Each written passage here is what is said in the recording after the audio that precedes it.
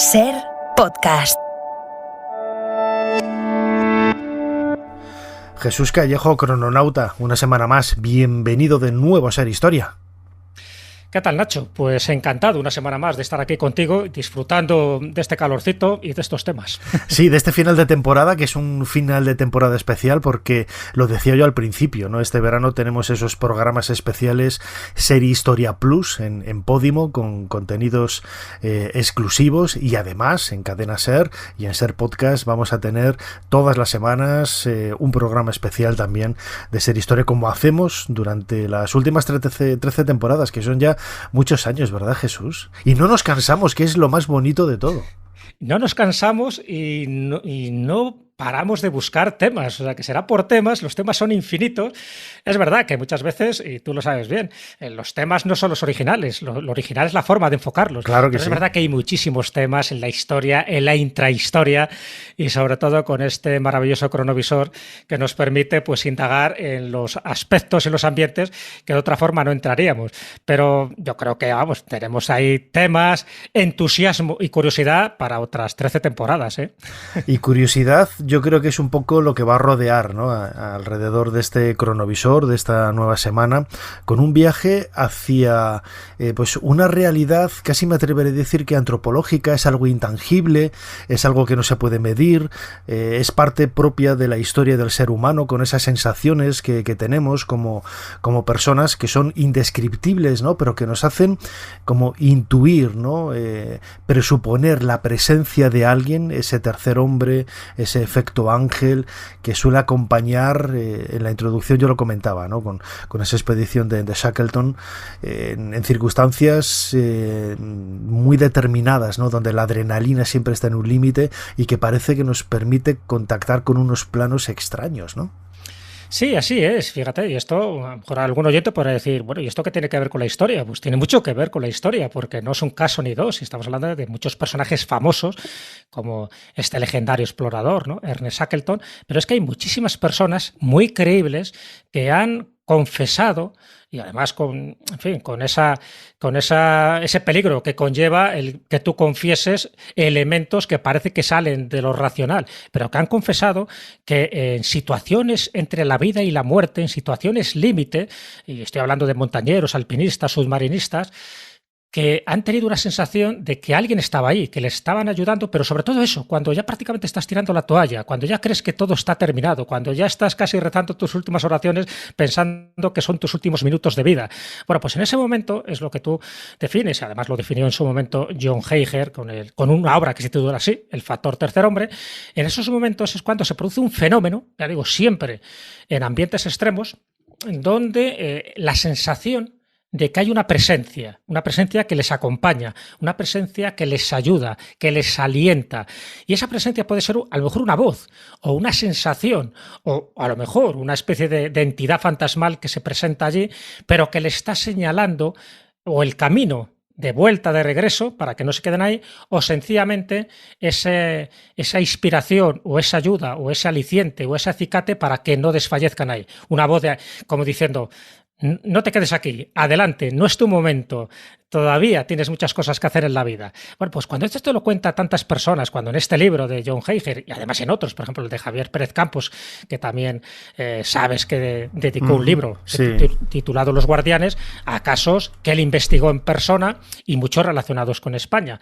Pues hombre, yo creo que no es para tomárselo un poco en plan juerga, ¿no? Como diciendo, bueno, estos son fantasías, son delirios. Luego hay explicaciones y las podemos comentar si quieres, pero está claro que cuando estos personajes históricos hablan de una presencia misteriosa que les guía hasta alcanzar su destino y luego lo cuentan, ya digo, tienen la valentía de decirlo a sabiendas de que posiblemente su reputación en algunos casos pues quede en entredicho, para mí eso me merece todo el respeto. Y bueno, pues los casos que vamos a mencionar en este cronovisor creo que son bastante representativos. Algunos de ellos los cuento en un capítulo de He visto cosas que no creerías, ese libro que tú conoces y que comentaremos. Pues bueno, yo entiendo que es bueno saberlo y darnos cuenta de que Ojalá nunca nos pase, pero que a lo mejor si estamos en una situación límite entre la vida y la muerte, a lo mejor nosotros también somos testigos o somos protagonistas de ese factor tercer hombre. Desde luego, habría que decir tercer hombre o tercera mujer, dependiendo un poco del caso del protagonismo sí. de cada cual, ¿no? Pero sí que comparto contigo todo lo que dices, ¿no? En el sentido de que la historia hubiera cambiado totalmente si estas personas no hubieran tenido esas sensaciones, ¿no? Que pueden tener la explicación que sea, puede ser una alucinación, puede ser una paranoia, puede ser lo que sea, pero para ellos fue real, para ellos estuvo presente, y es un poco con lo que nos tenemos que quedar, ¿no? Pues muy bien, Jesús Callejo, crononauta, aquí tengo el teclado de nuestro cronovisor. ¿Cuál es la fecha que nos propones en esta semana? La fecha es el 20 de mayo de 1916.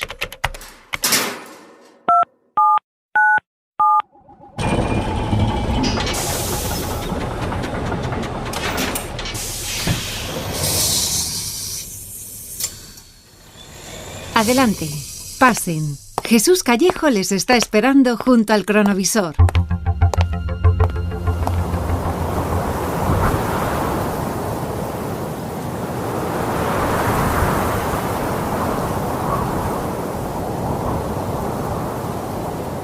Jesús, ¿a dónde me has traído? Estamos ahí, es mayo, pero seguimos abrigados. Esto hace bastante rasca. Hombre, para no hacerla, en donde estamos, ¿no? Estamos ya muy cerca de la Antártida, por lo tanto hace mucho frío. Estamos en las islas de Georgia del Sur.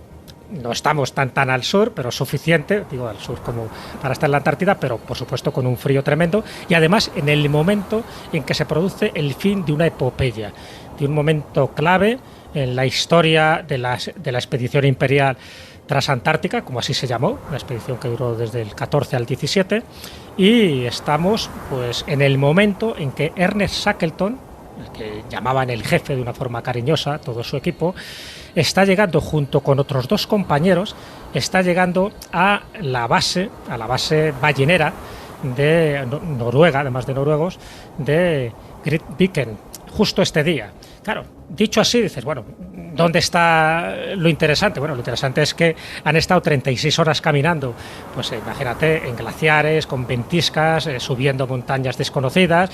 Bueno, 36 horas tremendas para recorrer 35 kilómetros. Está recorriendo desde la parte sur de la isla, que es donde llegan con una barquichuela, ¿no? Porque bueno, hay toda una epopeya que no vamos a contar ahora, ¿no? De todo lo que le pasó al Endurance, a este barco, ¿no? Que era el que formaba parte de esta expedición imperial. Formaban parte dos barcos realmente, era el Endurance, que estaba capitaneado por Shackleton, y el Aurora, que era el equipo de apoyo que les tenía que esperar en el estrecho de McMurdo, en la otra base, en la otra parte de la Antártida. Bueno, pues como bien sabes, la expedición no funciona, el Endurance al final acaba encallado entre el hielo, en fin, no le pueden recuperar, ellos tienen que salir como pueden para buscar ayuda, y la única forma de buscar ayuda es volver a las Islas Georgias del Sur, y para eso es toda una peripecia. Una vez que llegan con esta barquichuela a la isla, luego tienen que recorrerla entera, esos 35 kilómetros, esas 36 horas de peregrinaje penoso, hasta llegar a esta base de donde estaban, pues bueno, pues estas personas que por fin les ayudaron, que por fin consiguieron que sobrevivieran y que rescataran además a los compañeros que dejaron en el otro lugar, ¿no? En esta estación bañerera noruega de Grytviken. ¿Por qué lo hemos traído a relucir? Porque justo en ese momento ellos, los tres expedicionarios, coincidieron que durante todo el viaje habían sentido la presencia de un cuarto caminante a su lado. Un cuarto caminante que ellos no lo percibían, pero que sentían su presencia. Claro, que lo dijeran estos, y además Shackleton, que coincidió con el testimonio de los otros dos, dices, bueno, será una alucinación. Cuidado, aquí no estamos hablando de ninguna montaña, aquí estamos hablando de personas que es verdad que pasaron muchísimo frío, que ya venían, en fin, de 4 meses y medio pasando las canutas, ¿no?, de que quedó encallado el Endurance, pero que te diga esto es que fue muy significativo, porque y aquí es donde viene un poco el factor tercer hombre, porque te dice, bueno, ¿cómo que el factor tercer hombre? Si eran 3, había una cuarta presencia. Bueno, aquí entra en juego un poeta inglés, T.S. Eliot, que escribió un poema unos años después, en 1922, que en sus versos menciona algo que luego se tomó como referencia. Los versos en resumidas cuentas, es La Tierra Baldía. Estoy hablando de La Tierra Baldía, uno de los libros claves de T.S. Eliot. Dice: ¿quién es ese tercero que camina siempre a tu lado? Cuando cuento, solo somos dos, tú y yo juntos, pero cuando miro delante de mí sobre el blanco camino, siempre hay otro que marcha a tu lado. Bueno, pues esto es lo que hizo que este efecto tercer hombre es lo que cogió como referencia John Heiger, este escritor canadiense, además presidente de la Real Sociedad Geográfica durante bastantes años, y lo escribió así: El factor tercer hombre, un libro publicado en 2008, donde recoge muchísimos testimonios, pues eso, de seres muy importantes, y en algunos casos comentaremos aquí, como el de Charles Lindbergh, o gente que ha subido a la cordillera de los Andes o a la cordillera del Himalaya, y que han tenido esa sensación, esa presencia, esa forma, a veces intangible, incorpórea, pero esa forma que para ellos fue clave, fue sustancial, fue providencial y fue milagrosa. De hecho, Shackleton, cuando le preguntaron, bueno, ¿y usted a qué atribuye esa persona que parece que siempre les acompañaba, que iba siempre a su lado? Él, como persona religiosa, como persona creyente, él decía que era la providencia, que posiblemente era Dios que con su esplendor pues estaba ahí ayudándoles para salir vivos. Lo interesante es que no solo salieron vivos estos tres, sino toda la expedición, porque gracias a que llegaron sanos y salvos, pudieron rescatar. No murió ni uno en la expedición. Ahora, eso sí, las pasaron canutas como para escribir varias biografías. La corriente nos había llevado hasta Isla Elefante, pero su costa era demasiado escarpada. Algunos hombres presentaban congelación en manos y pies, y decidí dejarles en la isla al mando de Frank Wilde, el primer oficial. Su única misión era permanecer vivos hasta el momento en el que volviera por ellos. 22 hombres se quedaron allí. Seguíais sin estar a salvo. Con los 3 botes construimos una embarcación, el James Caird. Escogí a los 5 hombres más fuertes y junto conmigo pusimos rumbo a nuestro punto de partida, la isla de Georgia del Sur. Cargamos con provisiones para 4 semanas. Sabía que pasado ese tiempo no podríamos sobrevivir. La barca sigue demasiado baja. Jefe, el capitán no puede moverse. Tiene todo el cuerpo entumecido. Todos adentro. Esperaremos a Camaines. Magnis, saca las galletas que quedan. Vamos a repartir la mitad entre todos. Tom, no dejes que el capitán se duerma. Intenta moverlo, pero poco a poco. Después de 17 días manteniendo el James Caird a flote con la mitad de los hombres con las extremidades paralizadas, avistamos tierra. Hemos llegado a la bahía del Rey Jacum en la cara sur de la isla. Volvemos a ver vegetación 17 meses después de nuestra partida. Estamos justo al otro lado del puerto de Stromes. Solo allí podremos pedir auxilio. Capitán, ¿cómo va su espalda? Empiezo a notar todas mis extremidades, jefe. Pensé que perdía las manos. En verdad ha estado muy cerca de perderlas. Caballeros, solo hay un lugar en esta isla donde podamos pedir auxilio. Y es el puerto ballenero de Stromes. Pero está justo al otro lado de la isla. Ni la barca ni nuestras fuerzas nos permitirían llegar allí por mar. Tendremos que cruzarla a pie. Si vamos los 6, nuestras posibilidades de éxito se reducirán. Así que he decidido que solo 3 de nosotros haremos este último esfuerzo. Pero nadie ha pisado nunca el interior de esta isla. No sabemos lo que podemos encontrarnos allí. Magnis el valiente. Toma nota, Shackleton. Este es de los que luego se apunta a los trofeos. No se preocupe, Magnis. Usted no irá. Seremos el capitán Worsley, Tom y yo mismo. ¿Yo, señor?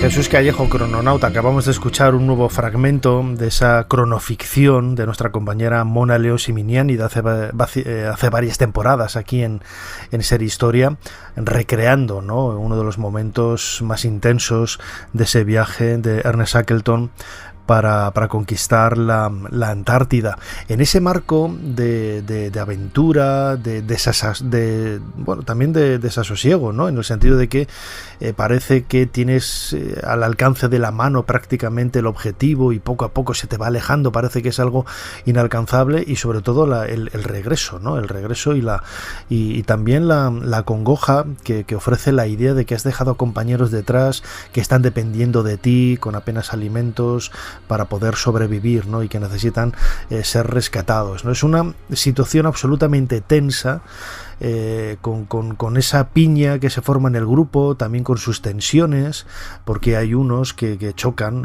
es una situación absolutamente natural, ¿no? Chocan unos con otros, y en la tradición, tú lo expresas muy bien en tu libro, he visto cosas que no creerías, publicado por La Esfera, también la historia de ese factor tercer hombre o de ese efecto ángel, precisamente en la tradición judeo-cristiana, mejor dicho, en nuestra tradición cristiana siempre se habla del ángel de la guardia, ¿no? Ese ángel de la guarda o de la guardia que marca un poco nuestra infancia y nuestra tradición más cercana, más íntima, ¿no?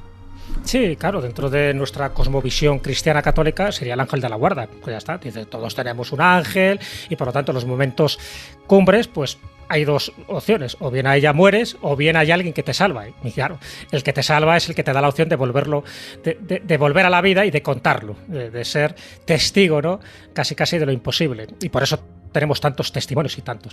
Bueno, dentro de otras tradiciones, pues está claro, por ejemplo, los antiguos romanos consideraban que eran los genius loci. Ellos pensaban que había determinados lugares, como podían ser montañas, esas montañas sagradas, esas montañas mágicas, como es el monte Shasta, o como el monte Fuji, o el Kailash, o el monte Sorte, o bueno, yo qué sé, o el Moncayo, o el Aralar, o el Teide, por citar unos cuantos casos, se consideran que son montañas sagradas y que están protegidas por espíritus. Esto se creía antes del cristianismo. Entonces, bueno, pues eso se pensaba que era un genius loci el que ayudaba en un momento determinado. O bien, si damos una explicación mística, pues serían estos ángeles, estos guías espirituales, estos númenes que están ahí para salvarte en un momento clave. Es como diciendo, no ha llegado tu momento, todavía tienes que cumplir tu misión y aquí no mueres, tú vas a seguir todavía. O bien, la explicación científica, como decíamos antes, pueden ser alucinaciones, puede ser una especie de defensa del cerebro, ¿no? que se inventa estos resortes para poder seguir adelante. En los casos de montañeros, alpinistas, puede ser por la hipoxia, puede ser por el soroche, ese mal de altura, etcétera, etcétera. Bueno, lo que sí está claro, y te pongo un ejemplo concreto, Nacho, es que los alpinistas que van, por ejemplo, a la cordillera del Himalaya, aquellos que quieren hacer unos cuantos 8000, bueno, pues hay una ceremonia, sabes que casi siempre tienes que ir acompañado de los sherpas, que son los que conocen bien el terreno, y siempre hay una ceremonia antes de subir a cualquiera de estas montañas, sea el Everest, sea el K2, sea cualquiera de esos, ¿no? Que es la puya, que llaman, escrito puja. Bueno, pues la puya, ¿qué es? Bueno, y eso se sigue haciendo a día de hoy. Yo he hablado con montañeros que lo siguen haciendo. Puya significa algo así como la veneración devocional, es decir, es la ofrenda que tú haces a los espíritus guardianes de esa montaña, ¿sabes? Para que no te pase nada, para que puedas subir, coronarla y lo más importante, puedas bajar y contarlo.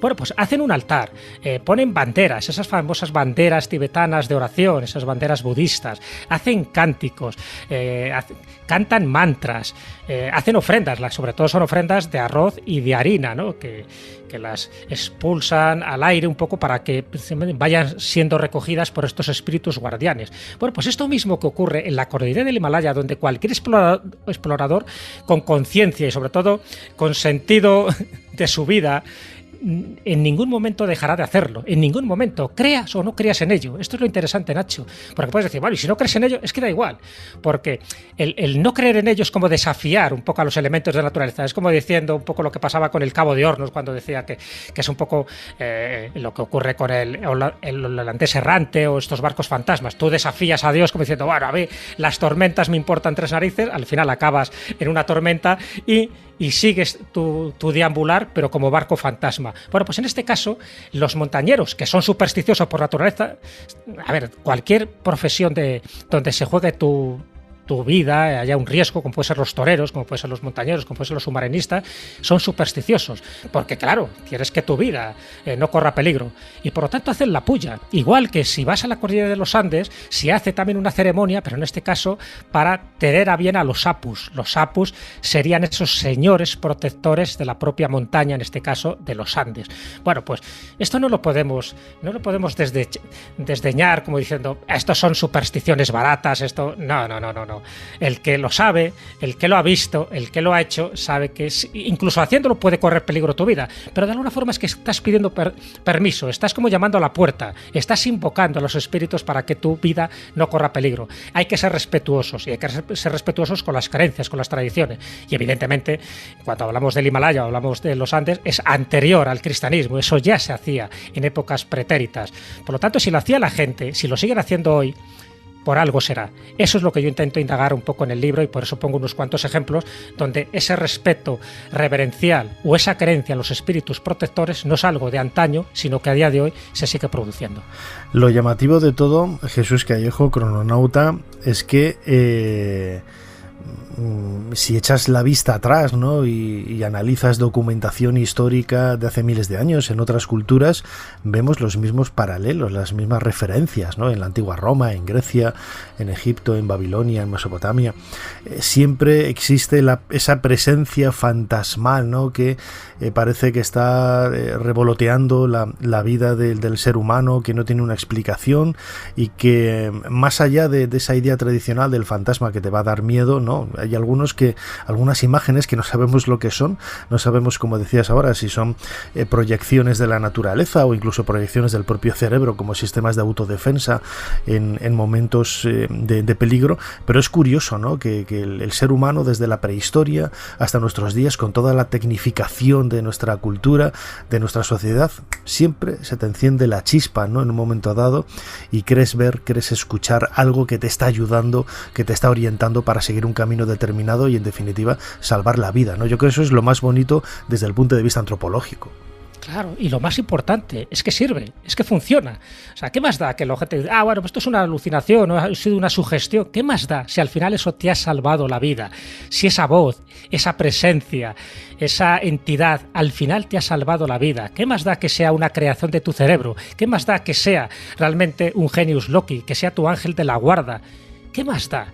Lo importante es el resultado. Si el resultado es bueno, pues ya está. Pero claro, es que el resultado es bueno en tantos y tantos casos, que incluso también ocurrió en el 11S con el caso de Ron Di Francesco, que lo menciono en mi libro, pues también lo menciona Javier Pérez Campos en Los Guardianes. Día 520 de navegación.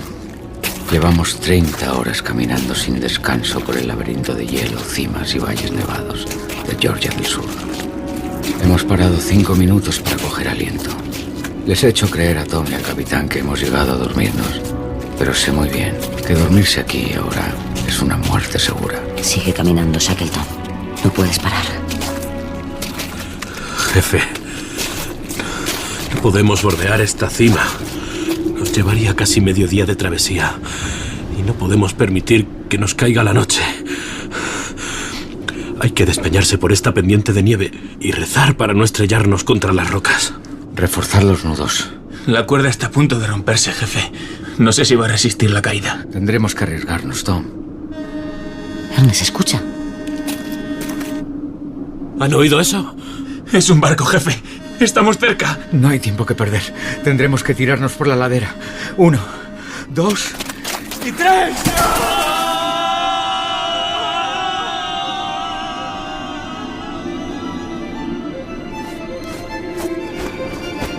¡Hemos llegado! ¡Hemos llegado a la civilización, jefe! ¡Lo hemos conseguido! ¡Allí hay luz! ¡Rápido! ¡Vamos!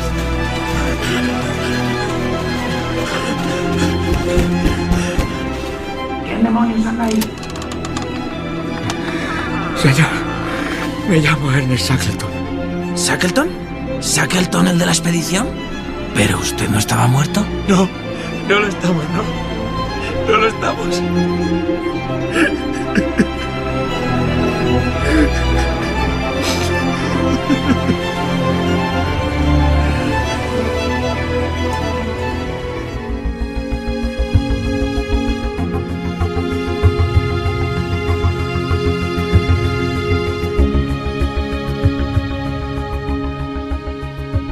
Escuchamos otro fragmento de esa cronoficción de Mona León Siminiani que emitimos aquí en Ser Historia hace varias temporadas, dedicada a esa increíble aventura de Ernest Shackleton para conseguir alcanzar la Antártida, en donde, como estamos hablando, ¿no?, con nuestro crononauta Jesús Callejo, que acaba de publicar ese libro He visto cosas que no creerías, con la editorial Esfera, en donde habla precisamente de esas ayudas tan intangibles, tan intendibles, ¿no?, de ese factor tercer hombre o efecto ángel que está, bueno, alrededor de muchos grandes acontecimientos de la historia. Jesús, lo comentabas tú antes, ¿no?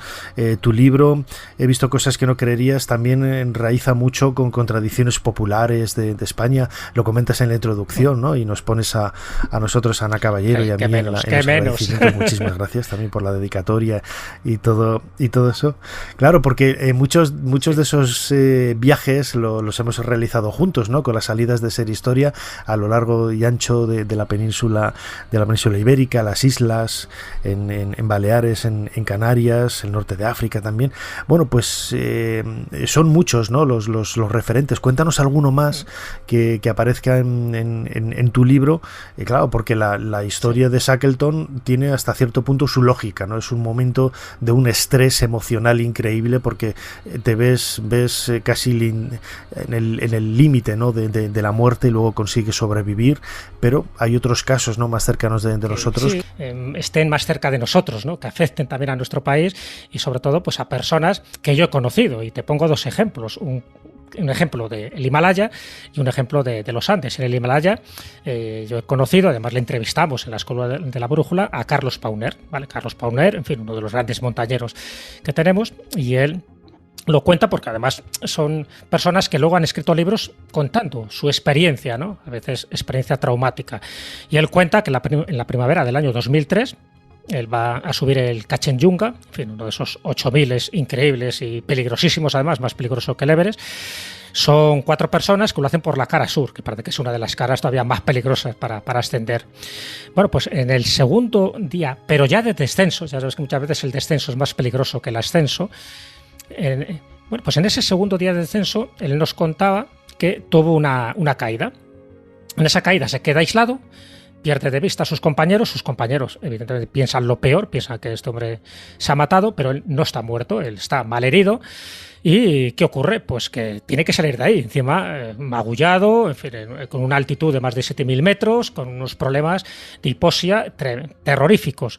Bueno, cuando él ya cree que todo está perdido, cuando él ya cree que, en fin, por mucho que grite, nadie le va a ayudar porque está en una zona bastante inaccesible, él cuenta que en ese momento ve una especie de escaladores que están por allí, en una zona imposible, que no podía haber escaladores sin rostro. Él piensa en un principio que son serpas por la forma de caminar, pero no, ve que no puede ser. Pero esa visión es lo suficientemente alentadora para que él se pueda levantar, arrastrar prácticamente, e ir hacia el lugar donde ve a esos escaladores fantasmales. Pero gracias a ese esfuerzo, los escaladores no estaban allí, no estaban los serpas, pero sí encuentra el camino de descenso, el camino original, el camino auténtico, para no despeñarse, porque si él hubiera hecho esto a ciegas, antes o después él se hubiera despeñado y hubiera muerto. Pero gracias a esos escaladores le están señalando el camino que él tiene que seguir descendiendo para poder sobrevivir. Y efectivamente, esos difuntos del camino que él pensó, luego lo interpretó así, sabes que en las montañas están como los espíritus errantes de la gente que por desgracia ha fallecido. Bueno, pues él considera que esas personas le ayudaron a señalar el lugar que de otra forma él no lo hubiera encontrado por sus propios medios, debido a la oscuridad, debido al frío, debido a muchísimos factores. Bueno, pues este es el caso de Carlos Pauner, que así lo cuenta él en su libro. El otro es el de Miguel Ángel Tobías. Miguel Ángel Tobías, en este caso nos vamos a la cordillera de los Andes, también el mismo año, qué curioso, en el 2003, él asciende el Nevado Chachani. Y lo que hace, bueno, pues tiene lo mismo, o sea, le pasa de esos accidentes, él sufre el soroche, él tiene una taquicardia y, en fin, él también se ve morir en esas circunstancias. Bueno, pues lo que cuenta en su libro Renacer en los Andes, así se titula su obra, que por cierto tarda 13 años en escribirla porque eso le cambió la vida. Casi todo el mundo que ha tenido un factor tercer hombre, un factor ángel, le cambia la vida, y le cambia la vida para bien, porque ya ves la realidad, ves la existencia de otra manera. Lo que cuenta Miguel Ángel Tobías es que cuando ya está a punto de desfallecer en el Nevado Chachani, nota como una mano que le toca la cara, pero no una vez, sino 2 veces, como una presencia pero real, alguien que le está tocando la cara. Cuando él abre los ojos no hay nadie allí, evidentemente, pero lo suficiente como para él mantener lo que él llama un diálogo con Dios. Él mantiene un diálogo con Dios, eran las 5:30 de la mañana, de la madrugada, totalmente oscuras, un frío terrorífico.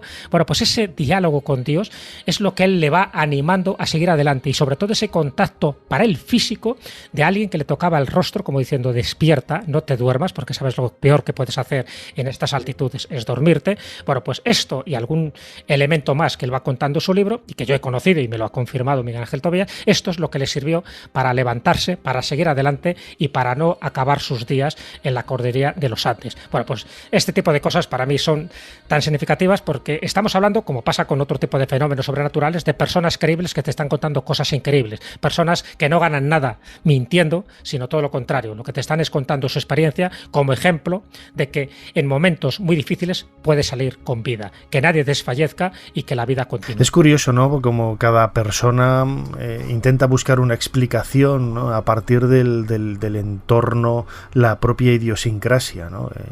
Estas imágenes de Dios, se sea creyente o no, todos hemos crecido en una sociedad con ese halo de cristianismo, y marca un poco el camino, ¿no? de la interpretación que tú vas a hacer de esas señales, ¿no? Otra persona, quizás menos creyente, lo interpretaría como una alucinación, como algo, lo comentabas antes también, Jesús Callejo, como una propia herramienta del cerebro, ¿no? para generar una fuente de luz, de esperanza, para poder salir. Pero lo importante es que, sea cual sea la naturaleza, es que está ahí, y son muchos ejemplos los que así lo demuestran, ya sea una aparición divina, que no lo creo, ya sea una aparición fantasmal, ya sea una ensoñación, un mecanismo de defensa del cerebro. Lo importante es que es tan real que la persona sí lo siente, y es con lo que nos tenemos que